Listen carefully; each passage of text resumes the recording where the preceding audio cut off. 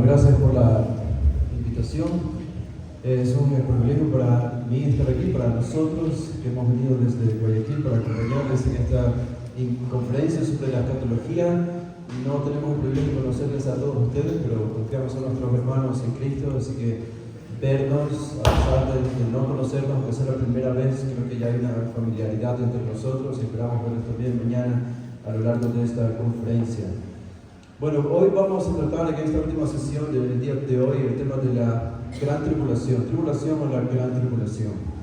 Y debo confesar que voy a practicar con un gran sentido de frustración esta noche, porque hablar del tema de la tribulación a lo largo de la Biblia en unos 50 minutos aproximadamente es un gran desafío, en sí mismo es casi un milagro si logramos hacerlo, pero creo que vale la pena y espero que pueda yo simplificarlo lo que más pueda para que pueda ser lo más claro posible en este tema sobre la gran tribulación. Ahora, no voy a decir todo lo que estábamos hablando allá dentro de nosotros, los hermanos que vamos a participar en esta conferencia enseñando, pero una cosa que yo les decía, y yo creo que es importante entender esto solo de forma general, cuando pensamos en la escatología, en el fin de los tiempos, en los últimos sucesos, es que si ustedes leen todos los eventos proféticos de la Biblia, tanto del Antiguo Testamento como del Nuevo Testamento, ustedes se van a dar cuenta, la geografía es importante y los lugares geográficos que aparecen en la Biblia son importantes.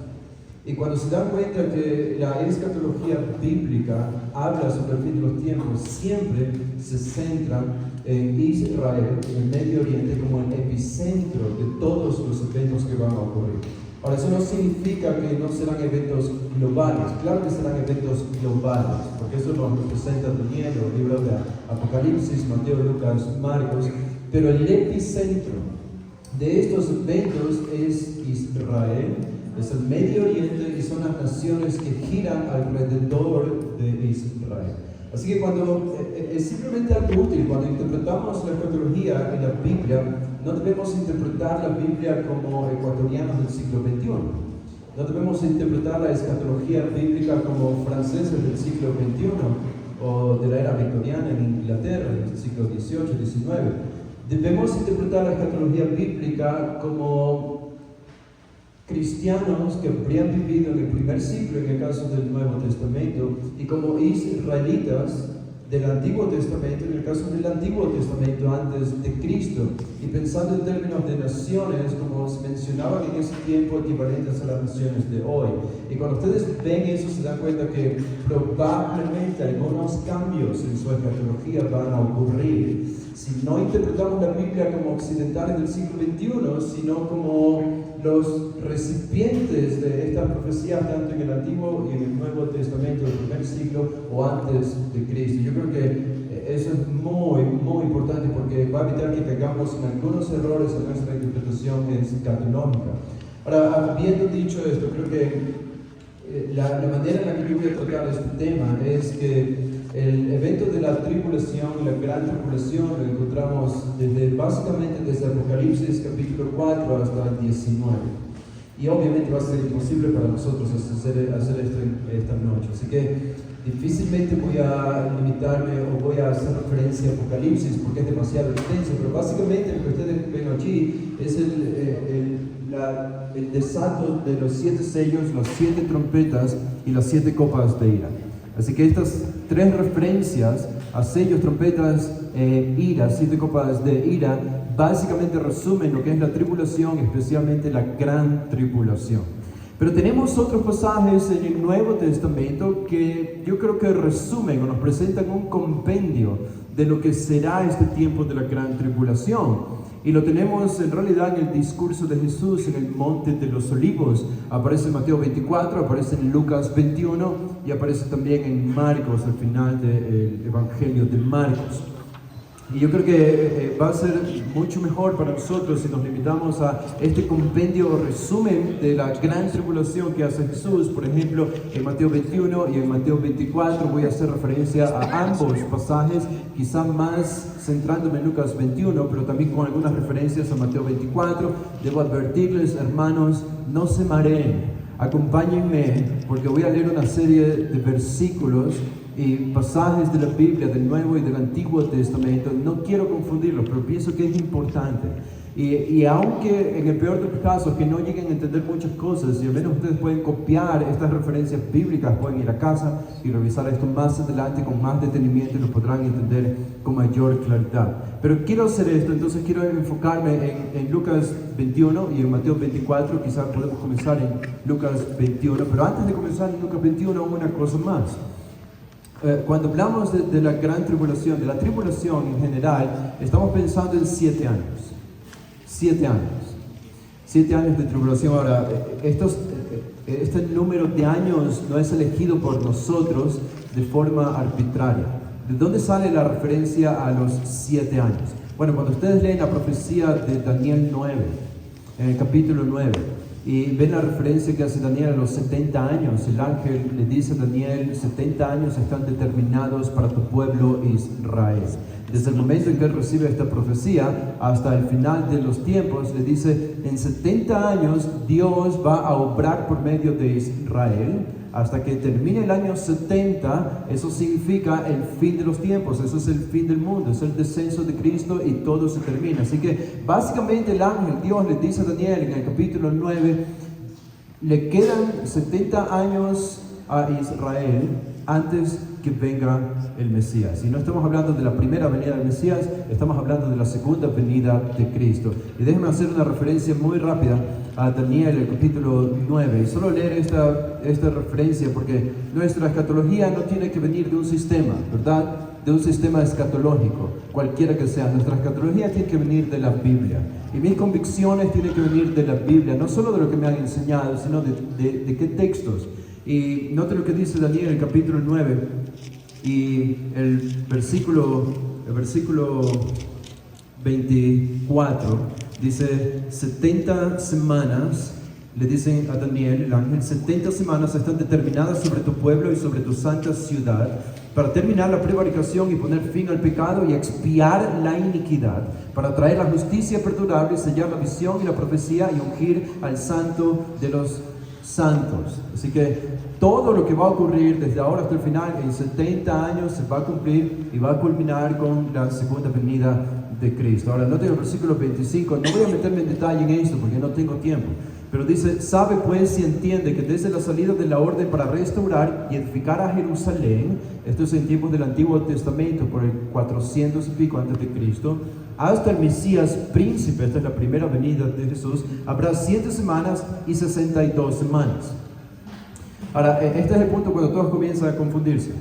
Y de nuevo, no quiero meterme en detalles. Hay una explicación que tenemos en nuestro instituto del Apex, allí en los videos en YouTube, si ustedes quieren una explicación un poco más detallada de qué son las 70 semanas y cómo entender esto, ahí lo tenemos. Por eso solo me voy a limitar a decir que 70 semanas equivalen, en realidad es como una unidad de 7, una unidad de 7. Así que matemáticamente los voy a confundir, yo sé, pero solo quiero decirles esto: una unidad de 7. Así que para Daniel el 1 no es igual a 1, para Daniel 1 es igual a 7, para Daniel 2 es igual a 14, para Daniel 3 es igual a 21, ¿ok? Yo me quedé en matemáticas de supletorio siempre, así que si yo puedo entender esto, todos pueden, en serio, ni siquiera con profesor privado puede pasar. Pero Daniel está entendiendo así, un autor utilizó la palabra, son hebdómadas, es decir, 1 no es igual a 1 como para nosotros, sino que 1 es igual a 7. Así que cuando Daniel dice 70 semanas, en realidad está hablando de un número de años mucho mayor. Por ejemplo, 69 semanas serían, si calculo bien, ustedes pueden multiplicar el número 7 por el número 69, pueden hacer el ejercicio de su propia calculadora, sería alrededor, creo que 483 años, no sé, algo así. No soy tan bueno para las matemáticas, pero ustedes pueden llegar al número exacto. Así que más o menos esa es la cantidad de años. Ahora, si son 483 años, quedaría solo una semana para llegar a las 70. Es decir, quedarían solo 7 años. Una semana es igual a 7 años. Solo quedarían 7 años. Hasta que Cristo murió, se cumplieron las 69 semanas. Y eso encaja perfectamente incluso con la historia. Encajan las 69 semanas. Cristo muere y Dios deja de obrar por medio de Israel hasta que va a obrar de nuevo por medio de Israel cuando empiece el tiempo de la tribulación. Y ahora, ¿cuánto dura el tiempo de la tribulación? Bueno, la misma Biblia nos dice que el tiempo de la tribulación va a durar 7 años, que encaja perfectamente con la última semana de Daniel, que es la 70 semana de Daniel. Y esa es la razón por la que nosotros decimos que la tribulación tiene una duración de 7 años. Y luego el versículo 26 simplemente dice: después de las 62 semanas se quitará la vida del Mesías, mas no por sí, y el pueblo de un príncipe, esta es una referencia al anticristo, y el pueblo de un príncipe que ha de venir destruirá la ciudad y el santuario, y su fin será con inundación, y hasta el fin de la guerra durarán las devastaciones. Y noten el versículo 27, y por otra semana confirmará el pacto con muchos. Por otra semana, esta es una semana más, esta es la semana 70. Y esta es la semana cuando ya aparece el anticristo haciendo un pacto con el pueblo judío. Y este pacto, entendemos, ocurre al inicio de los 7 años de la tribulación. ¿Ok? Son muchos datos hasta ahora probablemente, pero ni siquiera he comenzado con la explicación de nuestro pasaje. Ok, entonces ahí hay un pacto, hay una referencia a la última semana. Dice: a la mitad de la semana, versículo 27, a la mitad de la semana hará cesar el sacrificio y la ofrenda. Así que la mitad de 7 son 3 años y medio. A los 3 años y medio de haber hecho un pacto con los judíos, todo va bien entre el anticristo y los judíos. Pero a la mitad de los 7 años, a los 3 años y medio, él rompe este pacto y comienza la persecución del anticristo y sus ejércitos contra el pueblo de Israel. Y dice, por eso dice la segunda parte: después, con la muchedumbre de las abominaciones vendrá el desolador, hasta que venga la consumación y lo que está determinado se derrame sobre el desolador, que es una referencia al anticristo.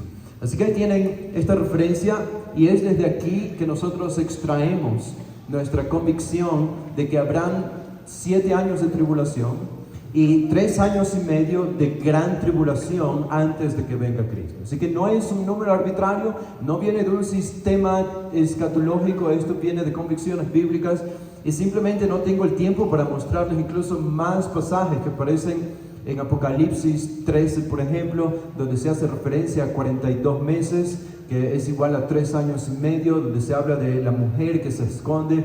También es una referencia a Israel, que es protegida por el Señor, que también tiene una referencia a 3 años y medio, aunque dicho en días, en número de días. O aquí mismo en Daniel, cuando habla de tiempos y la mitad de un tiempo, o en Apocalipsis también es una referencia a 3 años y medio. Tiempos, 1 año, tiempos, 2 años, y medio tiempo es medio año, 3 años y medio. Así que todas estas características, 1000 y pico de años, 42 meses, la última semana de Daniel, a la mitad de la semana, o tiempos y la mitad de un tiempo, todo esto da igual a 7 años divididos en dos partes, 3 años y medio. Los últimos 3 años y medio son una referencia a la gran tribulación, a la persecución del anticristo contra el pueblo judío antes de que vuelva el Señor. Ahora se pueden ir a Lucas 21, con eso de trasfondo quizá. En Apocalipsis 21 los discípulos están frente al templo, sentados probablemente mirando panorámicamente el templo de Jerusalén, todo majestuoso, reconstruido por Herodes el Grande, adornado, etc. Y dice versículo 5, y a unos que hablaban de que el templo estaba adornado de hermosas piedras y ofrendas votivas, dijo: en cuanto a estas cosas que veis, esto es lo que Jesús dice a sus discípulos. Versículo 6, Lucas 21, 6. En cuanto a estas cosas que veis, días vendrán en que no quedará piedra sobre piedra que no sea destruida. Así que Jesús aquí anuncia la destrucción del templo de Jerusalén. Hay muchos que han interpretado casi todo lo que dice Lucas 21 como una referencia al 70 después de Cristo. Esa es una posición llamada preterista, o los preteristas. Ellos ven todo esto como que ya ocurrió en el pasado. Israel ya no tiene una repercusión importante hacia el futuro. Dios ya no va a obrar por medio de Israel. Dios ya no va a cumplir sus promesas a Israel de darles una tierra, de reconstruir un templo, de darles un rey como el Mesías que reine desde Israel sobre todas las naciones. A lo mucho algunos dirán o alcanzarán a decir que los judíos serán salvos al final, pero no serán restaurados políticamente como nación. Y nosotros estamos o pensamos muy diferente a esto. Por las profecías que encontramos con la Biblia, interpretando literalmente la Escritura, es imposible no llegar a la conclusión de que el plan escatológico de Dios incluye de manera muy, muy importante al pueblo de Israel. Como se ha dicho tradicionalmente, yo estoy de acuerdo con esto, Israel es el reloj del mundo y nos dicta el tiempo y las ocasiones. Y aquí Jesús está anunciando una futura destrucción del templo. Ahora sabemos que el templo fue destruido en el 70 después de Cristo.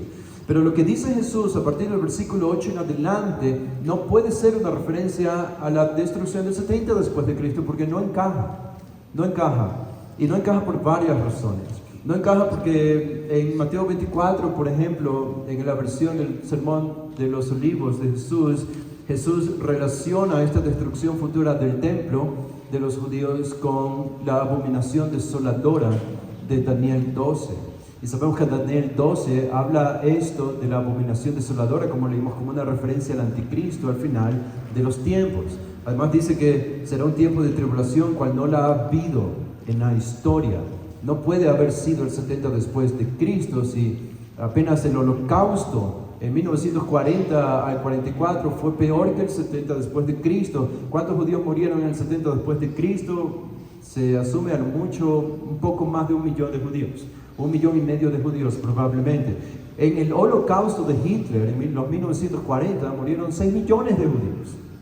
Así que el holocausto fue mucho peor que el 70. Lo que ocurrió en el 70 no ha sido lo peor que han sufrido los judíos. Hasta ahora lo de Hitler ha sido lo peor. Y aún así la Biblia nos dice que en el futuro habrá un tiempo de sufrimiento para los judíos, cual no lo ha habido, una tribulación para ellos y para el mundo que no ha existido hasta ahora en la historia. Por eso es imposible interpretar el discurso del Monte de los Olivos, todo lo que Jesús dice aquí, como una referencia al 70 después de Cristo. Es imposible porque no encaja con lo que el mismo Jesús está enseñando. Ahora, no puedo meterme en todos los detalles, pero simplemente cuando los discípulos escucharon esto de Jesús, el templo va a ser destruido, ¿en qué pensaron ellos inmediatamente? Bueno, recuerden, ellos son judíos y ellos conocen el Antiguo Testamento. Ellos conocen el Antiguo Testamento. Jesús conoce el Antiguo Testamento y ellos inmediatamente pensaron, oh, Jesús dice que este templo va a ser destruido. Eso significa solo una cosa: el fin de los tiempos. El fin de los tiempos. ¿Por qué? Porque en el Antiguo Testamento se revela que al final de los tiempos Israel iba a ser destruida antes de su liberación final, antes de la aparición del Mesías como un rey para redimirlos para siempre. Así que ellos sabían que antes de la gran victoria final vendría un tiempo de gran sufrimiento. Y cuando Jesús describe la destrucción o anuncia la destrucción de este templo, ellos inmediatamente piensan, ok, entonces, según el Antiguo Testamento, esto es una referencia al tiempo del fin, es lo que enseña el Antiguo Testamento. Y por eso le preguntaron a Jesús en el versículo 7, noten, y le preguntaron diciendo, Maestro, ¿cuándo será esto? ¿Y qué señal habrá cuando estas cosas estén para suceder? ¿Qué cosas? Las cosas que van a suceder al final de los tiempos. Esta es la pregunta para Jesús. 2 preguntas sencillas. Y ahora Jesús va a responder. Y va a responder lo que va a suceder al final de los tiempos. Noten, dice, Él entonces dijo, mirad que no seáis engañados, porque vendrán muchos en mi nombre diciendo, yo soy el Cristo y el tiempo está cerca, mas no vayáis en pos de ellos. Esta es una advertencia contra los falsos maestros. ¿Ok? Habrá muchos falsos maestros y falsos mesías. ¿Qué más? El versículo 9 hace una descripción de guerras, de guerras y más adelante, de desastres naturales también, y de portentos incluso cósmicos. Dice el versículo 9, y cuando oigáis de guerras y de sediciones, no os alarméis, porque es necesario que estas cosas acontezcan primero, pero el fin no será inmediatamente. Ahora aquí yo quería anotar algo, pero antes de anotar, sigan leyendo el versículo 10. Así que versículo 8, falsos cristos. El versículo 9, guerras. Sediciones son levantamientos, quizá destrucción, guerras civiles, terroristas atacando a un propio país. Todas estas son sediciones. Pero dice Jesús, no se alarmen, tiene que acontecer primero. El versículo 10 dice, entonces les dijo, se levantará nación contra nación y reino contra reino. Ahora hay un anuncio de guerras en el versículo 10. Y en el versículo 11, no solo guerras, también desastres naturales. Dice, y habrá grandes terremotos en diferentes lugares. En los terremotos sabemos que las guerras Y los terremotos, que son desastres naturales, producen hambrunas. Y dice Jesús, habrá hambres. Y todo esto también produce pestes o enfermedades. Y dice Jesús, y pestilencias. Y dice, y habrá terror y grandes señales del cielo. Habrá un terror. Habrá señales cósmicas. Y todo esto lo podemos ver en el libro de Isaías con mayor detalle. Así que cuando Jesús habla del final de los tiempos, Él está hablando de una progresión. En Mateo 24 Él nos dice que esto será como principio de dolores.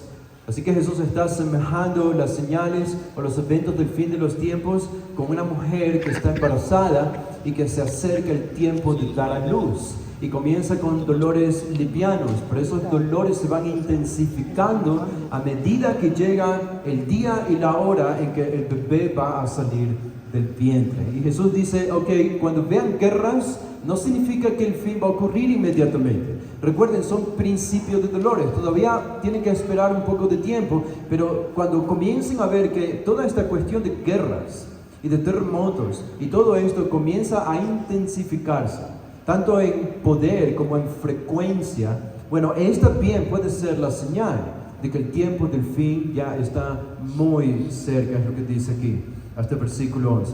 Ahora, de los versículos 12 hasta el versículo 19, Jesús hace una referencia al presente de los discípulos. ¿Cuál era la tarea de los discípulos? Era predicar el Evangelio y sufrir persecución. Y eso es básicamente lo que les dice Jesús en los versículos 12 al 19. Y sabemos que también tiene esto una referencia al fin de los tiempos, porque los que prediquen el Evangelio en este tiempo de la tribulación o gran tribulación también van a sufrir persecución. Tenemos a los 144,000 del libro de Apocalipsis 7 que son martirizados o predican el Evangelio, pero mueren también como mártires por predicar el Evangelio. Así que Jesús hace referencia a todo esto en los versículos 12 al 19. No voy a leer eso por falta de tiempo, pero voy a ir al versículo 20. Versículo 20 creo que es muy, muy importante para entender de qué se trata la tribulación y sobre todo la gran tribulación. Dice, pero, ahora Jesús retoma el tema del fin de los tiempos. Ya no solo habla de las persecuciones generales que van a sufrir los discípulos y los cristianos o incluso los creyentes en el tiempo de la tribulación. Pero ahora toma de nuevo, y noten la referencia que hace Jesús al fin de los tiempos. Dice versículo 20, pero cuando viereis a Jerusalén rodeada de ejércitos, sabed entonces que su destrucción ha llegado. Ahora, no es cuando viereis a Roma rodeada de ejércitos, no es cuando viereis a Alemania, ni a Ecuador, ni a Estados Unidos rodeada de ejércitos. Esa no es la señal. La señal es muy clara y es explícita aquí. Es una ciudad. ¿Cuál ciudad? Es Jerusalén. Y hasta donde yo sé, solo hay una Jerusalén en este mundo, queda en Israel. Por eso les decía al principio, Israel es el epicentro de las profecías bíblicas. No es Europa, no es Norteamérica y no es menos Latinoamérica. Todavía somos países del tercer mundo. Así que y Ecuador no aparece en la Biblia. Es Jerusalén, es Israel. Y dice, cuando la vean rodeada de ejércitos, sepan que su destrucción ha llegado. Ahora, ¿cómo lo pone Jesús en Mateo 24? Esto mismo. Jesús dice en el versículo 15, noten, dice exactamente lo mismo, pero utiliza una referencia diferente, pero del mismo evento. Dice en Mateo 24, 15, por tanto, cuando veáis en el lugar santo la abominación desoladora de que habló el profeta Daniel, el que le entienda, entonces los que estén en Judea huyan a los montes. El que esté en la azotea no descienda para tomar algo de su casa, y el que esté en el campo no vuelva atrás para tomar su capa. Mas hay de las que estén encintas y de las que críen en aquellos días, orad pues que vuestra vida no sea en invierno ni en día de reposo, porque habrá entonces gran tribulación, cual no la ha habido desde el principio del mundo hasta ahora, ni la habrá. Y el 22 dice, y si aquellos días no fuesen acordados, nadie sería salvo, mas por causa de los escogidos aquellos días serán acortados.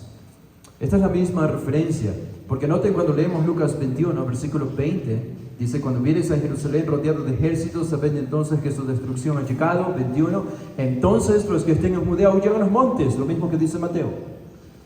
Y los que estén en medio de ella, váyanse, y los que estén en los campos no entren en ella, porque estos son días de retribución para que se cumplan todas las cosas que estén escritas. Y pobres de las mujeres que estén embarazadas, dice versículo 23, mas hay de las que estén encintas y de las que críen en aquellos días, porque habrá gran calamidad en la tierra e ira sobre este pueblo, y caerán a filo de espada y serán llevados cautivos a todas las naciones, y Jerusalén será hollada por los gentiles hasta que los tiempos de los gentiles se cumplan.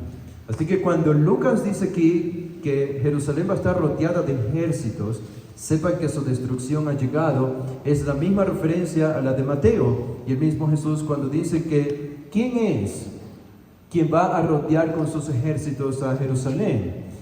Que será la señal de que la destrucción de Jerusalén ha llegado. Sus días están contados antes de su gran redención y victoria cuando descienda Cristo. ¿Quién es este personaje?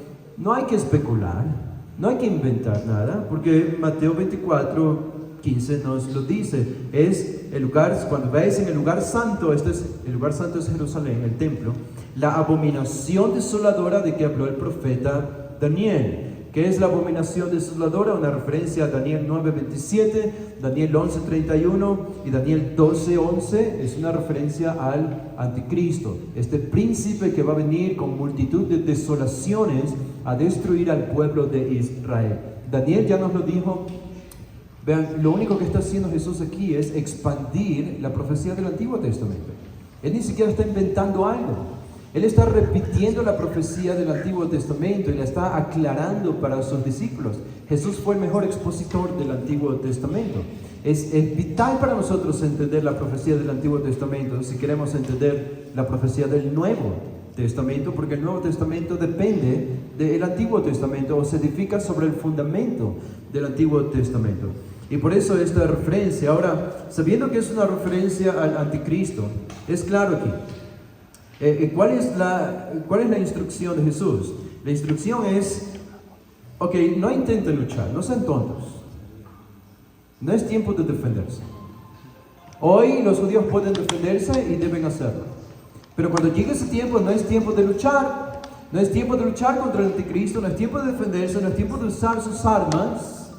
¿Por qué? Jesús lo dice claramente, sepan que su destrucción ha llegado. Jerusalén va a ser destruida, será destruida. ¿Cuándo ocurrirá esto? Desde los 3 años y medio a la mitad de los 7 años que comienza la persecución del anticristo. Pero ¿qué es lo que debían hacer? Noten el versículo 21. Dice Lucas 21:21, dice, entonces los que estén en Judea huyan a los montes, y los que en medio de ella váyanse, y los que estén en los campos no entren en ella. Algunos han dicho que esto tuvo que haberse cumplido en el 70 después de Cristo, no al final de los tiempos. Ahora, ¿por qué sería ridículo? ¿Por qué sería ridículo pensar que esto se cumplió en el 70 después de Cristo? Bueno, porque si ustedes leen este versículo 21, este es el consejo que está dando Jesús a los judíos de lo que debían hacer cuando llegue el tiempo de la destrucción de Jerusalén. Ok, entonces pensemos.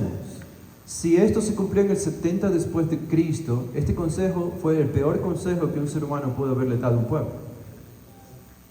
Fue el peor consejo. Ahora déjenme explicarles por qué.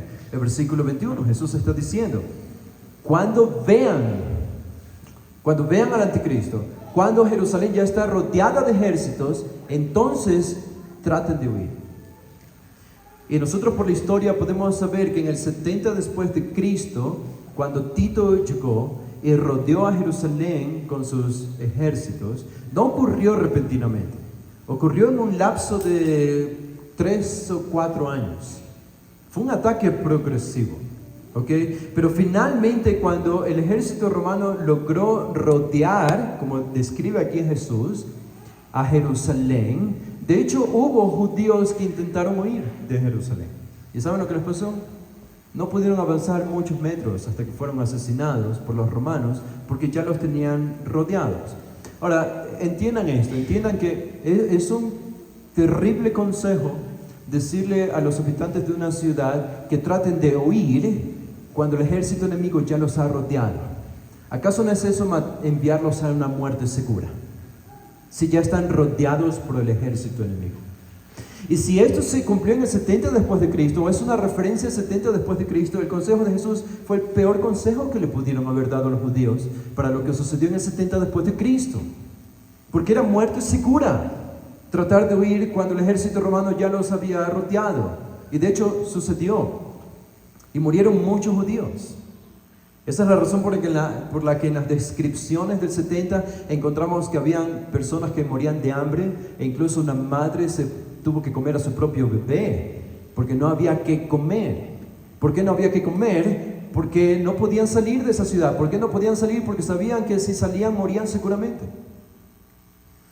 Pero si esta es una referencia al anticristo en el futuro, como yo pienso que es, entonces tiene más sentido. Porque la descripción de otras profecías, cuando el anticristo ataca a Jerusalén, a Israel, nos da la idea siempre de que es un ataque repentino. Es un ataque sorpresivo, sin expectación. Y entonces, probablemente, los judíos, cuando vean que eso comienza a suceder, podrán algunos lograr escapar en el último minuto, en el último segundo de esta gran ciudad. Pero el ataque de Roma en el 70 no fue sorpresivo. Logró destruir a Jerusalén, pero en un lapso de 3 o 4 años. Así que no encajaría esto de aquí. Esto va a ocurrir en el futuro. Y este es un consejo de Jesús, no para los ecuatorianos, de huir a los Andes o detrás de estos grandes volcanes que hay por aquí en Riobamba. No tiene nada que ver con los norteamericanos, no tiene nada que ver con los europeos, no tiene nada que ver con las grandes cordilleras de Europa o del sur de África. Esto tiene que ver solo con un pueblo, y es Jerusalén. Son los judíos, son las montañas de Jerusalén. Y Jesús está amonestando y diciendo a los judíos: cuando esto ocurra, cuando vean al anticristo que repentinamente trae sus ejércitos para destruir la ciudad, traten de huir. Y por eso la lamentación, incluso a las que están encintas en el versículo 23, porque la huida tiene que ser tan pronta que si no es rápida van a morir. Noten lo que dice el versículo 22. Dice: porque estos son días de retribución, para que se cumplan todas las cosas que están escritas. Ahora, eso no es maravilloso esto. Jesús de nuevo hace referencia al Antiguo Testamento. Ahora, ¿dónde se encuentra la destrucción de Jerusalén a manos del anticristo en el Antiguo Testamento? ¿Dónde encontramos esto? Bueno, déjenme mostrarles, ¿ok? Si me dan permiso ustedes, y si yo puedo, pero tratemos de hacerlo rápido, ¿ok? Es el libro de Jeremías,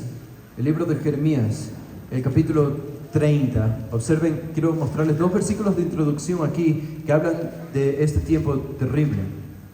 Jeremías 37 dice: cuán grande es aquel día, tanto que no hay otro semejante a él, tiempo de angustia para Jacob, pero de ella será librado. Ahora, noten la referencia de Jeremías, esto es importante: tiempo de angustia para Jacob. Es un tiempo de angustia, y Jeremías lo pone como aquel día. Ahora, noten lo que dice Daniel en el capítulo 12. Daniel en el capítulo 12, tomando incluso de Zacarías aquí mismo, él dice en el versículo 1, Daniel 12:1: en aquel tiempo se levantará Miguel, el gran príncipe que está de parte de los hijos de tu pueblo. Noten: y será tiempo de angustia. Será tiempo de angustia, cual nunca fue desde que hubo gente hasta entonces. Pero en aquel tiempo será libertado tu pueblo, todos los que se hayan escritos en el libro. De nuevo, un tiempo de angustia para Jacob, un tiempo de sufrimiento y tribulación que Israel jamás ha experimentado en la historia hasta ahora. Le espera en el futuro. Estos son 2 versículos de introducción, y a esto está haciendo referencia Jesús, y de forma más explícita en Mateo 24, cuando repite esta misma referencia de Daniel 12:1 acerca de una gran tribulación que no ha habido hasta ahora ni la habrá. Es una referencia a Daniel 12:1. Ahora, no tengo otra cosa más. Vayan a ese libro medio escondido que está en el Antiguo Testamento, que casi nunca lo leemos, y que se llama Miqueas. ¿Ok? Aparte de Navidad, nunca leemos Miqueas.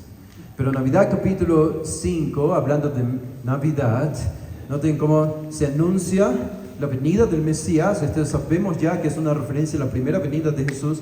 Mateo 5:2 dice: pero tú, Belén Efrata, Si ya encontraron, porque si espero que ustedes encuentran, se nos acaba la hora, así que tengo que leer.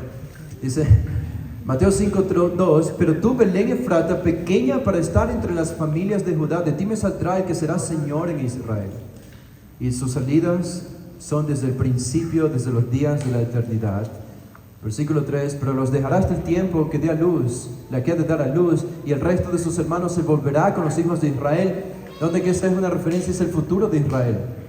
El futuro de Israel, porque ya se anuncia la primera venida del Mesías, en el versículo 2, y noten lo que sigue diciendo, el versículo 4, y él estará y apacentará con poder de Jehová, con grandeza del nombre de Jehová su Dios, y morarán seguros. Esta es una referencia al futuro de Israel, porque todavía no se cumple esto.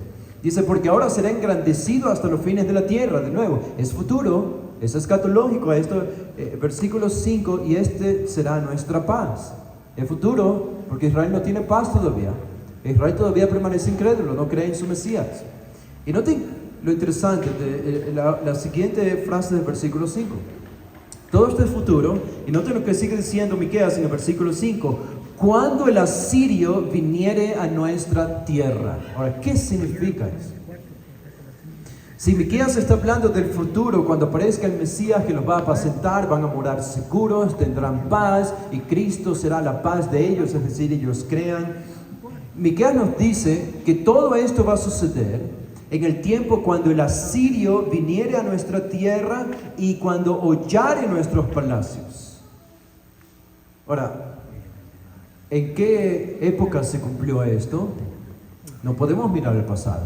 Esto no es histórico, esto es futuro. Y el asirio es una referencia a un personaje, porque está singularizado aquí, está particularizado como un personaje. Ahora, no todos tienen que creer esto, pero mi inclinación al menos, es a pensar que esta bien puede ser una referencia al anticristo, el asirio. Porque es una referencia al final de los tiempos, que vendrá, y sabemos que Asiria venía del norte de Israel, que vendrá del norte a destruir y hollar los palacios de Israel, de Jerusalén.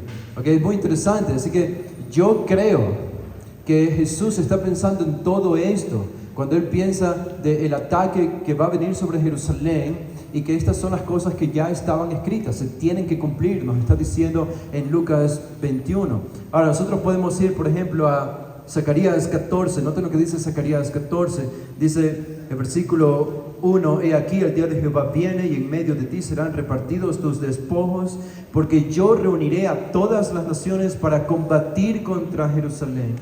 Y la ciudad será tomada, y serán saqueadas las casas y violadas las mujeres, y la mitad de la ciudad irá en cautiverio, mas el resto del pueblo no será cortado de la ciudad. Esto no se ha cumplido todavía. A esto está haciendo referencia Jesús en Lucas 21.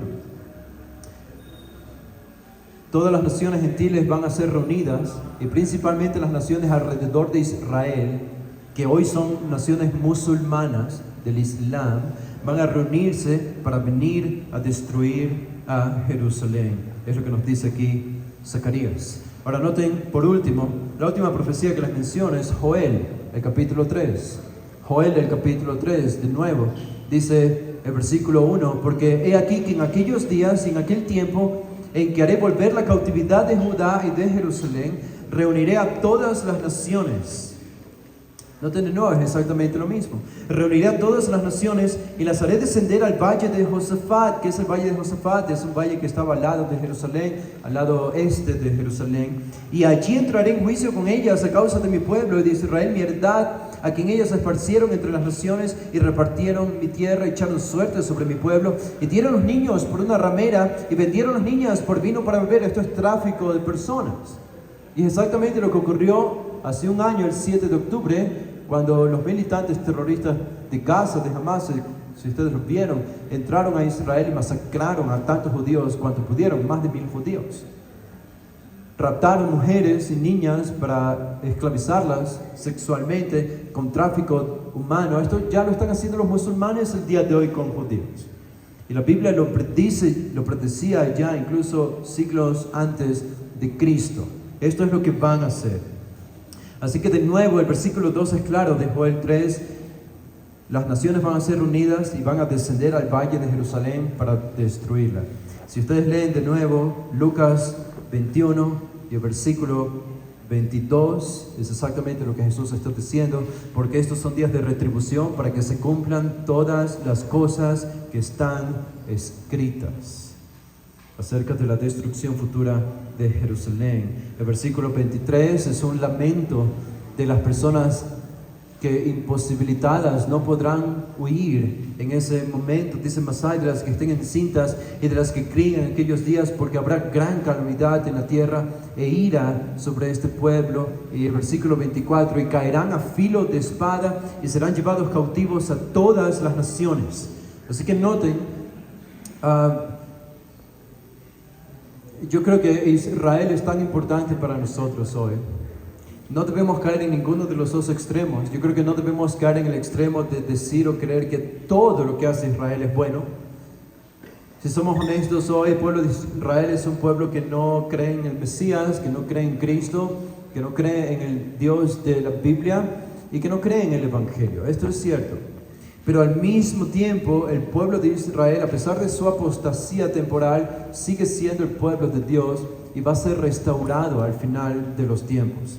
Y lo que dice aquí en el versículo 24 es tan importante porque yo creo que las profecías bíblicas para con Israel no podrían cumplirse si Israel no es una nación política. Y ustedes piensen en esto, porque antes de 1948 Israel no era una nación.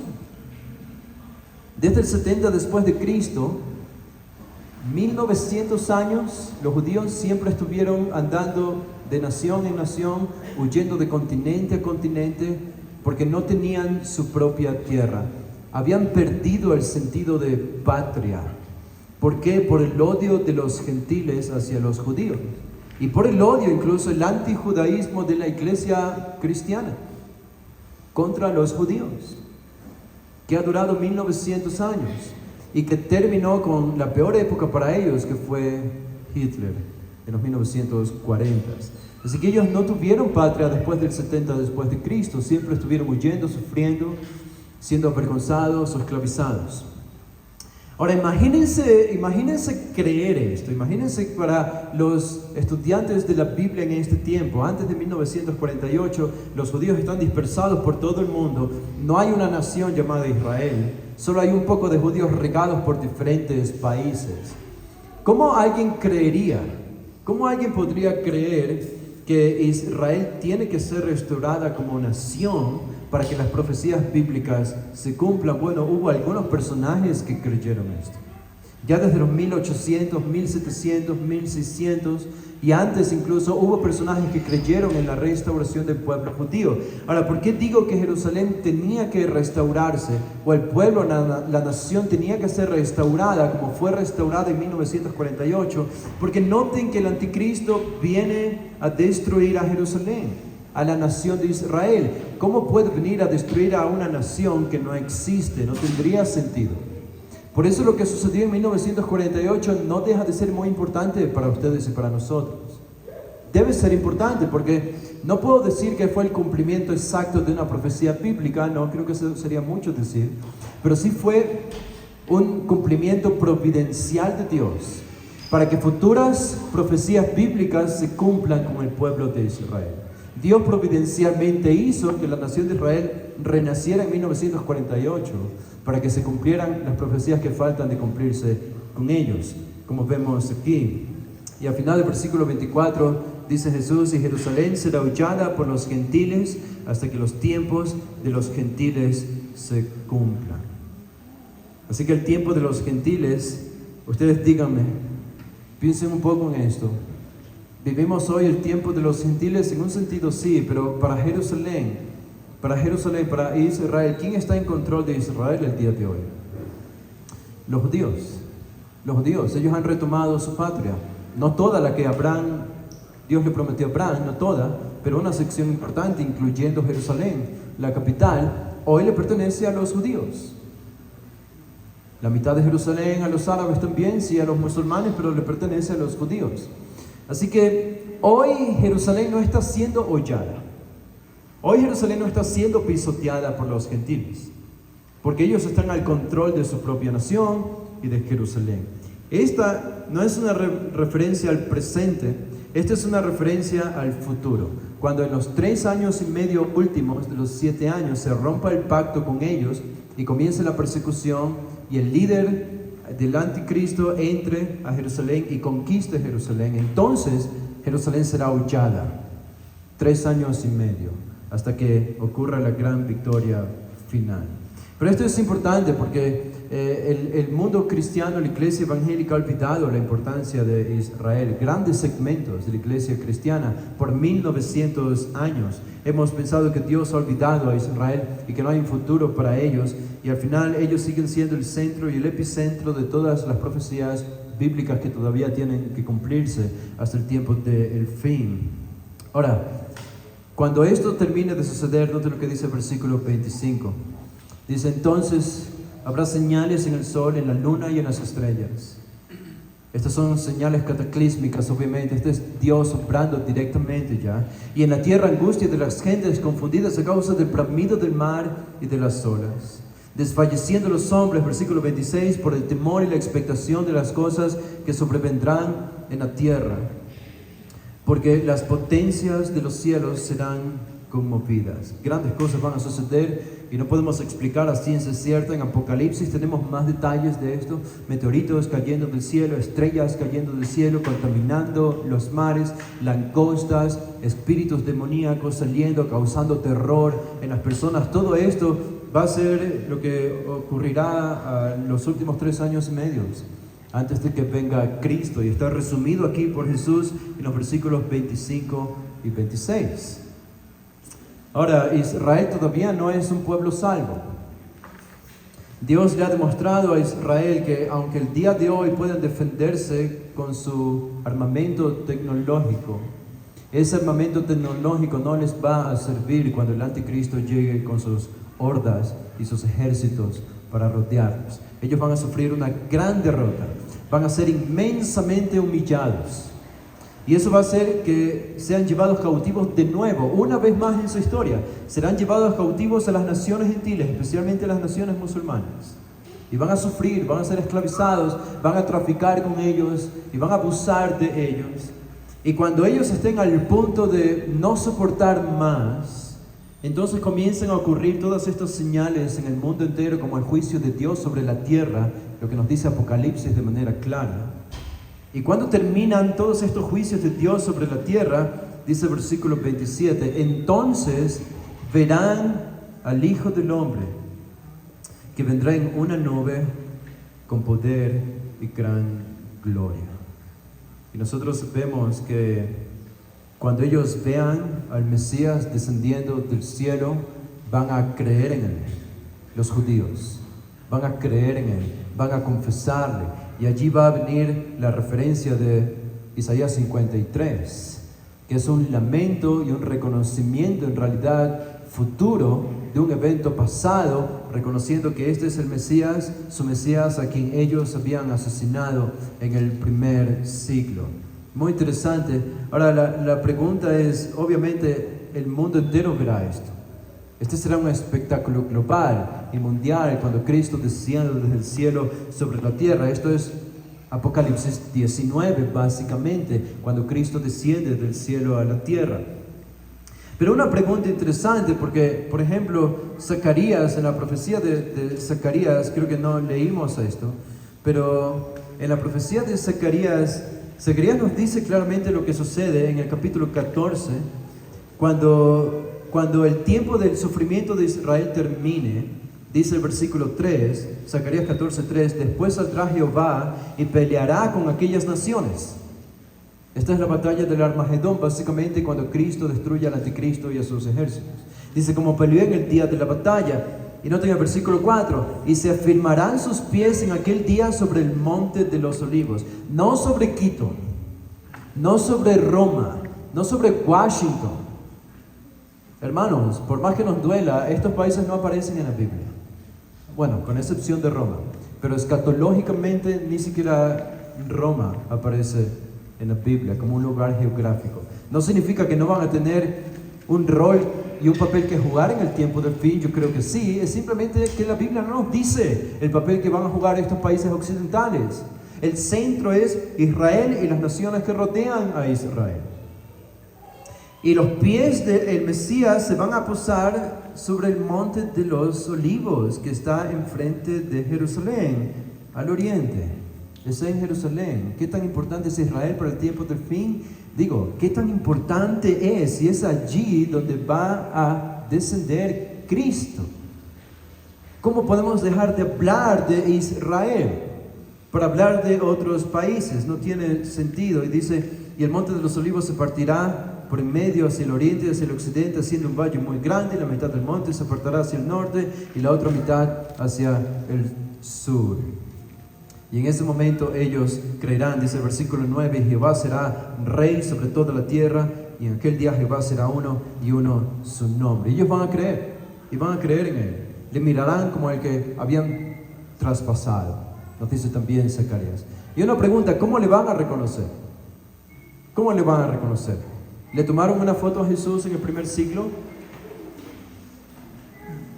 Y cuando lo vean descender de arriba van a decir, oh, este se parece a Jesús. Este es el Mesías. Debemos creer en él. Claro que no. ¿Cómo van a creer en Jesús? ¿Cómo van a creer que este es Jesús? Digo, a veces pensamos, antes se decía mucho que el anticristo iba a ser un judío, que se iba a pasar por el Mesías. Los judíos difícilmente, desde un cierto tiempo hacia adelante, difícilmente han creído en alguien como un Mesías. Difícilmente. No son fácilmente engañados. Es muy complicado entender cómo un judío podría confundirse, especialmente cuando la descripción que hace la Biblia del anticristo es que va a blasfemar de Dios. ¿Cómo un judío podía creer que el anticristo va a ser su Mesías si va a escuchar al anticristo blasfemar de Dios? Es muy complicado. Pero ¿cómo van a creer ellos que este es su verdadero Mesías? Bueno, aquí hay una referencia que quizá la pasamos por alto fácilmente y no tengo tiempo para expandir, ya tengo que terminar. Pero solo les voy a dejar la referencia general. En el versículo 27 dice, entonces verán al Hijo del Hombre. ¿Pero cuál es la referencia? Verán al Hijo del Hombre, pero ¿cómo viene Él? ¿O en qué viene Él? ¿O montado en qué? Dice que vendrá en una nube. Ahora, este tema de la nube es amplio en el Antiguo Testamento. Ustedes pueden hacer su propio estudio, no tengo tiempo para hacerlo hoy, pero desde el Antiguo Testamento, cuando Dios aparece en el Sinaí a Moisés y al pueblo de Israel, y hacen un estudio de las apariciones y referencias de la nube como una referencia de la gloria de Dios, imposible no reconocer como una referencia a Jehová, el Rey, el dueño del universo. En todo el Antiguo Testamento podemos entender un judío cuando veía la nube de gloria, instantáneamente sabía, este es el Jehová del Antiguo Testamento. Este es Jehová. Este es el monte Sinaí. Ese que se le apareció a Moisés. Los salmos también hablan de la nube de gloria. Dice que Jehová monta sobre su nube. Y creo que esta es la referencia que los judíos no solo verán al Hijo del Hombre y la gloria del Hijo del Hombre, pero verán la gloria en la nube. La nube expresa la gloria de Dios y la majestad de Dios, y esto lo van a asociar los judíos con el Jehová del Antiguo Testamento y van a decir, este es nuestro Mesías, este es nuestro Jehová, nuestro Dios. Y en ese momento van a creer. Dice el versículo 28, cuando estas cosas comiencen a suceder, erguíos y levantad vuestra cabeza, porque vuestra redención está cerca. Jesús termina con una parábola para no ignorar el fin de los tiempos. Y esto es importante porque nosotros solemos ignorar el fin de los tiempos. Y Jesús dice, no tengan miedo. Es decir, yo sé que el sensacionalismo en la escatología es un problema y debemos evitarlo. Cualquier mínimo evento que ocurre en Israel, esto ya es una profecía bíblica cumplida. Debemos tener mucho cuidado con eso, porque la iglesia evangélica también ha caído en esos excesos. Pero no creo que debemos irnos al otro exceso de ignorar que lo que está sucediendo hoy pueden ser obras providenciales de Dios que nos están indicando y señalando que el tiempo del fin en verdad está muy cerca. Y especialmente cuando ven a Turquía creciendo en su hostilidad y su odio hacia Israel, Creo, por lo que yo veo en las profecías bíblicas, eso es clave para entender que los tiempos en verdad están cerca. Y ese es básicamente el ánimo y la advertencia del Señor Jesús. Y esto obviamente tiene un efecto santificador en nosotros. Dice el versículo 36, velad pues en todo tiempo orando que seáis tenidos por dignos de escapar de estas cosas que vendrán y de estar en pie delante del Hijo del Hombre. Ya sea que muramos antes, que seamos arrebatados como iglesia, a los creyentes que vivan en el tiempo de la tribulación, todos podemos aplicar esto a nuestra vida y vivir con la expectación del segundo advenimiento de nuestro Salvador. Ok, yo sé que fue difícil, yo sé que fue demasiado. Fue el mejor intento para resumir tantos eventos que encontramos y textos en la Biblia en solo un mensaje. Pero espero que haya sido de algo de utilidad para ustedes. Vamos a hacer una oración para terminar. Padre, te damos gracias por este tiempo, por tu paciencia con nosotros en medio de nuestra necedad, terquedad o lentitud para entender tu revelación. Pero tú eres bueno y tú eres fiel y nos muestras tu palabra y nos llevas de la mano con la iluminación de tu Espíritu para ir profundizando cada vez más y más en lo que tu revelación nos enseña, no solo de nuestra vida, salvación, sino también de los eventos del fin. Santifícanos, Señor, santifícanos con el poder de tu palabra, que podamos contemplar al Cristo crucificado, pero también al Cristo glorioso que viene por segunda vez para reinar. Te pedimos en el nombre de Jesús. Amén.